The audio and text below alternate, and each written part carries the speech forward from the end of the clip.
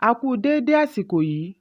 Kókó inú ìwé ìròyìn la mú wá fún yín láti inú àwọn ìwé ìròyìn ilé wa. Orúkọ tèmi ni Ọmọgbémisọ́lá ọmọ Alọ́gọ̀madẹ̀.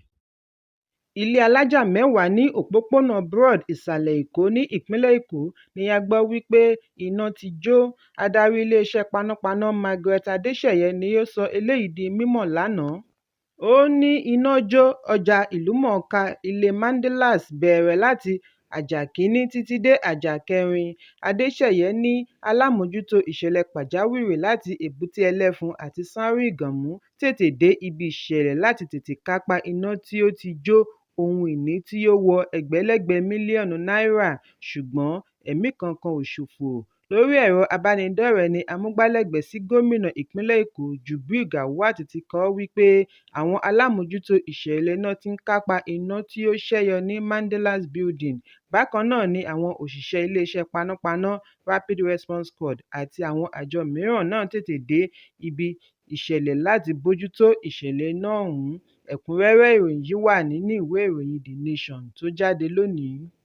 Lẹ́yìn ọ̀pọ̀lọpọ̀ wàhálà, ikọ̀ ọlọ́pàá Anti-Kidnapping Squad pẹ̀lú àjọṣepọ̀ iléeṣẹ́ ológun àti ẹ̀ṣọ́ aláàbò Joint Security Team ni wọ́n ti ṣe àgbàkalẹ̀ àwọn tí wọ́n jí gbé ní agbègbè Buhari, ìlú Àbújá ní alẹ́ ọjọ́ Àbámẹ́ta. Nínú àtẹ̀jáde ikọ̀ ọlọ́pàá ìlú Àbújá tí SP Josephine Adé buọwọ́lù ni wọ́n ti ṣàlàyé wípé pẹ̀lú ayọ̀ àti àlàáfíà ni wọ́n fi ṣe àgbàkalẹ̀ àwọn tí ó wà ní ìgbèkùn ajínigbé láàrin igbó Kajuru ní ìpínlẹ̀ Kaduna. Láàrin aago 11:30 alẹ́ ọjọ́ Àbámẹ́ta 20 oṣù Kínní ọdún 2024, bí a kò bá gbàgbé wípé ọjọ́ kejì àti ọjọ́ kẹta oṣù Kínní ni afurasí adàlúrú ṣe ìkọlù sí ìjọba ìbílẹ̀ Kanṣu Buhari, agbègbè ilé ìjọba ìlú Àbújá lówùúrọ̀ kùtùkùtù, níbi tí wọ́n ti ṣe ọlọ́pàá méjì léṣe tí wọ́n sì jí ènìyàn 10 gbé. Lára àwọn tí wọ́n jí gbé ni bàbá kan, Mansour Kadriya, àti àwọn ọmọbìnrin rẹ̀ 4. Nígbà tí ìkọlù yìí ń lọ lọ́wọ́, àwọn tí wọ́n jí gbé súré pe ọ̀gbẹ́ni kan tí wọ́n ń pè ní Alhaji kí ó bá wọn ké sí ọlọ́pàá kí wọ́n lè ṣe ìdáwọ́kọ̀ fún àwọn ajínigbé. Lẹ́yìn èyí ni a gbọ́ wípé Alhaji tí orúkọ rẹ̀ ń jẹ́ Abdulfatai Kadriya jẹ́ àbílẹ̀ Mansour Kadriya. Níbi ìfijúrinjú pẹ̀lú ọlọ́pàá ni ọlọ́pàá ti gba ìbọn sára kí àwọn ajínigbé tó ríbi kó ẹbí Kadriya lọ.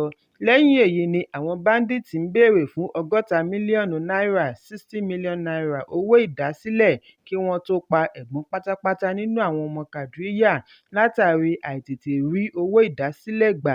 Bẹ́ẹ̀ ni wọ́n ṣe àlékún owó ìdásílẹ̀ sí 100 mílíọ̀nù náírà (100 million naira). Àwọn 3 mìíràn ni wọ́n ti gbé síwájú àkókò yìí ní Barangoni, agbègbè Buhari kan náà, tí wọ́n fi àpá ọta ìbọn sí àwọn fijilantànté lára kí wọ́n tó rí wọn jí gbé lọ. Gẹ́gẹ́ bí àtẹ̀jáde, Kọmíṣánná ọlọ́pàá Haruna Garuba fi ìdùnnú rẹ̀ hàn sí ọ̀gá ọlọ́pàá yányán Olúkáyọ̀dé Ẹgbẹ́tókun fún bí ó ṣe darí Special Intervention Squad tí ó ṣe àlékún sí ètò ààbò tó ń lọ lọ́wọ́ ní agbègbè ilé ìjọba ìlú Àbújá, bí ó ti fìdí ẹ̀ múlẹ̀ wípé èyí túbọ̀ jẹ́ kí ará ìlú ní ìgboyà nínú iṣẹ́ ọlọ́pàá. Fún ìdí èyí, wọ́n wá rọ ará ìlú kí wọ́n ṣe àkíyèsí ìlà láti pè sí bí ohunkóhun bá rú wọn lójú tàbí fún ìpè pàjáwìrì. Ẹ̀kúnrẹ́rẹ́ ìròyìn yìí wà nínú ìwé ìròyìn Vanguard tó jáde lónìí. Ìjọba àpapọ̀ nípasẹ̀ Mínísítírì tó ń ṣàmójútó ìwakùsà ti sọ àsọdájú lórí ìgbésẹ̀ wọn àti túṣu désàlẹ̀ ìkòkò láti lè mọ ohun tí ó ṣe okùnfà ìdúgbàmù tí ó wáyé ní ìlú Ìbàdàn, ìpínlẹ̀ Ọ̀yọ́ ní ọ̀sẹ̀ tí ó kọjá. Ìdúgbàmù tí ó wáyé ní agbègbè Adé-Ìbòdìjà àtijọ́ ni ó yọrí sí ikú ènìyàn 5 nígbà tí àwọn tí kò dín ní 77 balẹ̀ sí ilé ìwòsàn tí òǹkà rẹ̀ tó 58 parun. Gómìnà ìpínlẹ̀ Ọ̀yọ́ Ṣèyí Mákindé ní ìwádìí àkọ́kọ́ ṣe àfihàn wípé àwọn àdó olóró tí àwọn awakùsà tọ́jú pamọ́ sí inú ilé ni ó fa ìdúgbàmù. Mínísítà tó ń ṣàmójútó ìwakùsà Délé Aláké sọ nínú àtẹ̀jáde àná nípasẹ̀ amúgbálẹ́gbẹ̀ẹ́ rẹ̀ Ṣẹ́gun Tọ́mọrí wípé ìjọba àpapọ̀ ní ojúṣe láti ṣe àwárí àwọn ohun tí ó fa ìjàmbá yìí kí wọ́n sì gbé ìgbésẹ̀ tí ó kàn. Ní báyìí, ìjọba àpapọ̀ ń retí àbájáde ìwádìí forensic investigations láti mọ kókó ohun tí ó fa ìdúgbàmù, irúfẹ́ ìdúgbàmù tí ó ṣẹlẹ̀ àti àwọn nǹkan tí ó fa ìṣòfò ẹ̀mí àti dúkìá. Mínísítírì ní àwọn ti taari àwọn olùṣèwádìí ìwakùsà Mine Inspectorate Officers lọ sí ibi ìṣẹ̀lẹ̀ láti darapọ̀ mọ́ àwọn ẹ̀ṣọ́ aláàbò ṣe àwárí ohun tí ó fa sábàbí ìdúgbàmù, ṣùgbọ́n lánàá ni ẹgbẹ́ òṣèlú People's Democratic Party (PDP) ẹkùn gúúsù ìwọ̀ oòrùn gbóríyìn fún gómìnà Mákindé lórí bí ó ṣe tètè gbé ìgbésẹ̀ lórí ìjàmbá ọ̀hún, bí wọ́n ti fi kún un wípé kí ìṣẹ̀lẹ̀ yìí jẹ́ ìtanijí fún ará ìlú láti wà ní ojúsùn fún ètò ààbò. Ẹ̀kúnrẹ́rẹ́ ìròyìn yìí wà nínú ìwé ìròyìn Punch tó jáde lónìí. Àwọn ọ̀jọ̀gbọ́n lórí ààbò ti fi ẹ̀sùn kan ilé-ìfowópamọ́ wípé àwọn ni wọ́n ń jẹ́ kí ìwà ìjínigbé gbilẹ̀ sí i lórílẹ̀-èdè látàrí bí wọ́n ṣe ń san owó ìdásílẹ̀ ránsọ́ọ̀mù sí ilé-ìfowópamọ́. Àwọn ọ̀jọ̀gbọ́n tí wọ́n ní ìrírí nínú iṣẹ́ ológun, iṣẹ́ ọlọ́pàá àti ìmọ̀ tẹnumọ́ wípé ìwà ajínigbé ti di iṣẹ́ tí ilé-ìfowópamọ́ ń ṣe àtìlẹ́yìn fún, bí wọ́n ṣe gba Ààrẹ Tinubu àti ẹ̀ṣọ́ aláàbò ní ìmọ̀ràn kí wọ́n wá òpin sí i. Láti bí ọ̀sẹ̀ mélòó kan sẹ́yìn ni ìṣẹ̀lẹ̀ ajínigbé ti gbàgbóró kan ní agbègbè ilé ìjọba ìlú Àbújá bí àwọn ajínigbé ṣe jí ènìyàn bíi 25 gbé tí wọ́n ń béèrè owó gọbọi fún ìdásílẹ̀. Nígbà tí ó ń sọ̀rọ̀ lórí ìdàgbàsókè òwò ajínigbé, olùdarí àgbà fún iléeṣẹ́ Beacon Consulting, Adamu Kabiru fìdí ẹ̀ múlẹ̀ wípé ilé-ìfowópamọ́ lọ́wọ́ nínú gbígba owó ìdásílẹ̀. Níbi ìfọ̀rọ̀wánilẹ́nuwò lórí ẹ̀rọ amóhùnmáwòrán TVC ni Kabiru ti ṣàlàyé wípé òun mọ̀ nípa ìṣẹ̀lẹ̀ ajínigbé méjì tí ó ṣe wípé ilé-ìfowópamọ́ lọ́wọ́ nínú rẹ̀. Ó ní ìyàlẹ́nu ni ó jẹ́ wípé ṣàṣà ni ìṣẹ̀lẹ̀ ajínigbé tí ilé-ìfowópamọ́ kì í lọ́wọ́ nínú rẹ̀, nítorí díẹ̀ nínú àwọn ajínigbé ló ń gba owó àfojúrí cash. Ó ní àwọn ajínigbé yìí ní ìgboyà débi wípé wọ́n á tún máa pèsè ìlà àpò ìkówósí bank account numbers. Kabiru fi kún un wípé gbangba tí òun wà kò ní jẹ́ kí òun dárúkọ ilé-ìfowópamọ́ méjì tí ó dá òun lójú wípé wọ́n mọ̀ nípa rẹ̀, ṣùgbọ́n bí àwọn ẹ̀ṣọ́ aláàbò bá fẹ́ òun á dárúkọ rẹ̀ fún wọn bí wọn kò bá tí ì mọ̀ tẹ́lẹ̀. Ó wáá rọ àwọn ilé-ìfowópamọ́ láti jí gìrì sí ojúṣe wọn nípa ṣíṣe àmúlò òfin mímọ oníbàárà wọn Know Your Customer Policy dáradára tí ilé-ìfowópamọ́ ṣe àgbékalẹ̀ rẹ̀. Ẹ̀kúnrẹ́rẹ́ ìròyìn yìí wà nínú ìwé ìròyìn Punch tó jáde lónìí. Ìjà òṣèlú tún ti ń rúgbó bọ̀ ní ìpínlẹ̀ Rivers bí alága ìjọba ìbílẹ̀ Nkwere Samuel Nwanosike ṣe sọ kòbákùngbé ọ̀rọ̀ sí gómìnà Siminalayi Fubara. Nínú fídíò tí wọ́n ṣe àfihàn rẹ̀ lórí ẹ̀rọ abánidọ́rẹ̀ẹ́ X ni wọ́n ti rí ibi tí alága ti ń bá àwọn alátìlẹyìn rẹ̀ sọ̀rọ̀ ní ìlú Omerelu. Níbẹ̀ ni ó ti pe Fubara ní aláìmọ̀kan.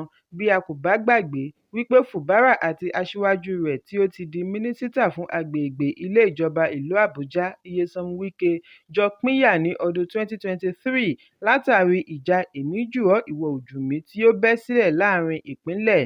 Alága ìjọba ìbílẹ̀ tí ó jẹ́ alátìlẹyìn Wike fi ẹ̀sùn kan Fubara wípé kò ní nǹkan gidi gbé ṣe láti ìgbà tí ó ti gba ipò lọ́wọ́ Wike ní ọjọ́ 29 oṣù karùn-ún ọdún 2023. Ó ní ìgbàkúgbà tí Fubara bá ti rán Chijioke láti wá yájú sí Wike ni òun náà yájú sí Fubara.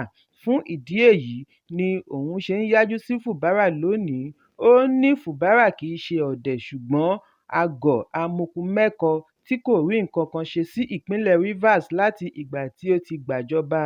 Nwanosike tẹ̀síwájú wípé lórí ẹ̀sùn wípé Wike fẹ́ gbàjọba ìpínlẹ̀ kì í ṣe òtítọ́. Ó ní Fubara ní aláìmọ̀kan tí kò mọ ohun tí wọ́n ń pè ní ìjọba. Bí kò bá jẹ́ bẹ́ẹ̀, ó yẹ kí ó ti máa ṣe àbẹ̀wò sí ìjọba ìbílẹ̀ kọ̀ọ̀kan. Ó ṣe àpẹẹrẹ Láípo Ìgírità tí ó wà ní ojúnà Ẹlẹ́kà. Ó ní ojúnà yìí ti di páńpẹ́ ikú tí ẹnikẹ́ni kò lè gbà. Bẹ́ẹ̀ làwọn ajínigbé gbàgbóró, ó sì pe ara rẹ̀ ní gómìnà. Ẹ̀kúnrẹ́rẹ́ ìròyìn yìí wà nínú ìwé ìròyìn Daily Post tó jáde lónìí. Àti ṣàárẹ̀ lórílẹ̀‐èdè Nàìjíríà jẹ́ ìṣòro kan, àti ṣètọ́jú àárẹ̀ ti wá di ìṣòro tó ṣe gbòógì jùlọ látàrí ọ̀wọ́ngógó egbòogi òyìnbó àti owó ilé ìwòsàn tí ó ti di àjàgà ńlá fún ọ̀pọ̀lọpọ̀ ọmọ orílẹ̀‐èdè Nàìjíríà. Owó oògùn fún àìlera bíi kòkòrò antibiotics, ara ríro analgesics, ìtọ̀ ṣúgà antidiabetes àti àwọn àìlera mìíràn ni ó ti di ìlọ́po méjì sí mẹ́ta. Ọ̀wọ́ngógó oògùn, ipa rẹ̀ lórí ìlera àti ìgbésẹ̀ láti ṣàmójútó ìlera kí àti ṣàárẹ̀ má bàa di bí ìgbà tí èèyàn gbọ́jọ́ ikú. Àwọn tí ọ̀rọ̀ yìí ta bá jù ni àwọn tó kù díẹ̀ káàtó fún, àwọn tí owó oṣù wọn kéré jùlọ, àwọn tí kò níṣẹ́ àti àwọn tí kò ní ìdójútòfò tó ṣeé fẹ̀mí tẹ̀ reliable health insurance, bíi Ìdòwú Akínyẹmí tí í ṣe ìyá tó ń dá gbé bùkátà ọmọ single mother, nígbà tí Ìdòwú tí ó ní ìpèníjà àìsàn ìtọ̀ ṣúgà lọ láti lọ ra oògùn insulin, ẹnu yà á láti rí i wípé owó rẹ̀ tún ti lọ sókè fún ìgbà kejì láàárín ọ̀sẹ̀ méjì.